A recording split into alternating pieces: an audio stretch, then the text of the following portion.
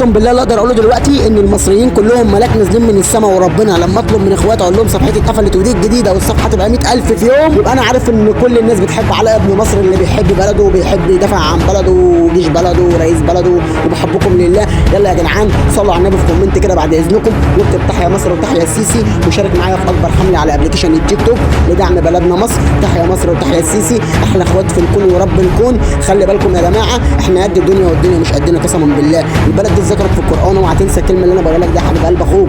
كل الناس يا جماعه بعد اذنكم اللي جايه من على الحساب ال 100,000 الثاني اللي مقفول تعرفنا على الحساب ده بعد اذنكم ان احنا جايين من على الحساب الثاني.